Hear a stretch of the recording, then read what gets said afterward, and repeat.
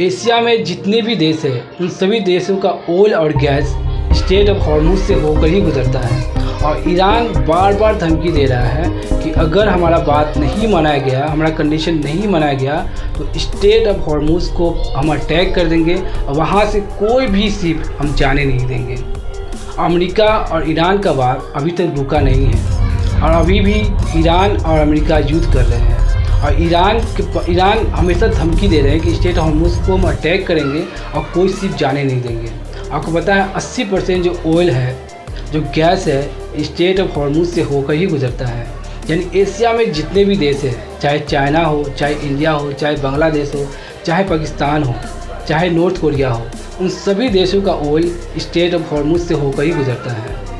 अब सोच ले कि अगर एक सप्ताह तक स्ट्रेट ऑफ हॉर्मुज बंद कर दिया गया तो क्या होगा। सभी देशों पर जितने भी पेट्रोल पंप है उसकी सबसे बड़ी किल्लत आ जाएगी, क्राइसिस आ जाएगी। अब प्राइस तो बढ़ेगा ही और उसके पास अगर ऑयल रहा यानी पेट्रोल रहा तो एक सप्ताह तक चला सकते हैं। अगर नहीं है तो एक सप्ताह के अंदर अंदर हर देश का हालत बहुत ख़राब हो जाएगी। मगर अभी एक सही बात तो ये है कि स्ट्रेट ऑफ हॉर्मुज का शिप जो है वो आने दिया जा रहा है, पर आने दिया जा रहा है वो कम शिपों को, यानी जो बहुत सारे ऐसे शिप है जिसको आना मना कर दिया गया है और कुछ शिप जिसमें ज़रूरी सामान है उसको आने दिया जा रहा है। यानी अगर 10 शिप है तो 10 शिपों में से मात्र एक शिप को आने दिया जा रहा है। यानी 10 शिपों में पेट्रोल है तो मात्र एक पेट्रोल का कंटेनर को आने दिया जा रहा है। यानी सभी देशों को मजबूर कर दिया जा रहा है ताकि वो एक्शन ले। और ईरान का जो कंडीशन है, ईरान बातचीत करने के लिए तैयार है और अमेरिका बातचीत करने के लिए बिल्कुल तैयार नहीं है। पर ईरान का ऐसा कंडीशन है जिसको अमेरिका मानने को तैयार ही नहीं है। अगर ये वार लंबा समय तक चला और स्ट्रेट ऑफ हॉर्मुज पर जो शिप है उसे रोक दिया गया तो जितने भी एशिया देश हैं, चाहे चाइना हो, चाहे इंडिया हो, चाहे बांग्लादेश हो, चाहे पाकिस्तान हो, जितने भी एशिया देश हैं उन सभी देशों पे भारी प्रभाव पड़ेगा। आपको पता है कि ईरान और अमेरिका की लड़ाई आज से नहीं है, ये कई सालों से चल रहा है। यानी 10 सालों से या उससे पहले से भी ये लड़ाई चल रहा है और ईरान झुकने वाला नहीं है। ईरान झुक ही नहीं रहा है।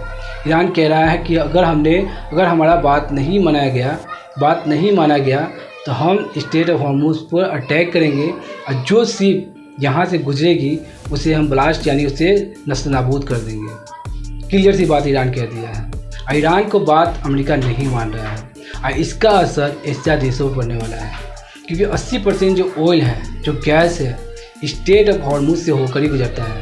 सऊदी अरबिया का गैस हो या कतर का गैस हो या ईरान का गैस हो या इराक का गैस हो या ओमान का गैस हो, जितने भी गल्फ़ कंट्री का जो भी गैस है, जो पेट्रोल है, ये इन्हीं देशों से, एशिया के जितने भी देश हैं ये गल्फ़ कंट्री से ही अपना गैस, अपना पेट्रोलियम खरीदता है। जो ओमान है, सऊदी अरबिया है, इराक है, ईरान है और कतर है, इन देशों में गैस और पेट्रोल बहुत ज़्यादा है। यानी गल्फ़ देशों में ही गैस पेट्रोल है तो इन देशों से एशियाई देश खरीदते हैं।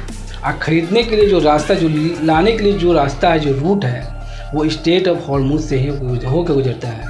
और दूसरा रास्ता भी है, पर दूसरा रास्ता से अगर गैस पेट्रोल लाया जाएगा तो उसका प्राइस इतना बढ़ा दिया जाएगा कि जो इंडिया में 108 रुपये पेट्रोल है वो 208 रुपये हो जाएगा। आप सोच के देखिए कितना ज़्यादा पेट्रोल का दाम भाग जाएगा। और गैस का प्राइस तो यूँ ही 60 रुपये भाग चुका है अगर ये वार ज़्यादा दिन तक चला तो। अब ऐसे जान लें कि स्ट्रेट ऑफ हॉर्मुज ईरान का एक ताकतवर हथियार है। इस हथियार का ईरान खूब इस्तेमाल कर रहा है, डराने के लिए भी, और कई शिपों को रोक भी दिया है। यानी इंडिया का शिप हो या बांग्लादेश का शिप हो या चाइना का शिप हो, कई देशों का शिप को स्ट्रेट ऑफ हॉर्मुज पे रोक कर रखा हुआ है, यानी जाने नहीं दिया जा रहा है। अब कोई जा भी नहीं सकता है। अगर पेट्रोल से भरा कंटेनर हो, उस पर अटैक कर दिया जाए तो सोचे कितना बड़ा वो ब्लास्ट हो सकता है। और अमेरिका से कहा जा रहा है कि आप बातचीत करके हटाएं, बातचीत करें, तो अमेरिका बातचीत करने के लिए तैयार ही नहीं हो रहा है।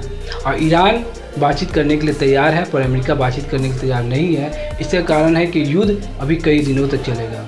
और इंडिया में तो सिर्फ अभी गैस का प्राइस ही बढ़ा है, पेट्रोल का दाम तो अभी लगभग नहीं बढ़ा है, पर हो सकता है कि अगर ये वार लंबे समय तक चला तो पेट्रोल का दाम भी बढ़ेगा और गैस का प्राइस भी बढ़ेगा। और इसका सलूशन अभी तक किसी देश के पास नहीं है।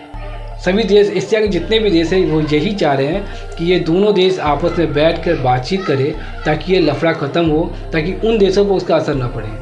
कि ईरान अमेरिका की जो लड़ाई हो रही है वो एशिया देशों पर असर पड़ रही सीधा सीधा, क्योंकि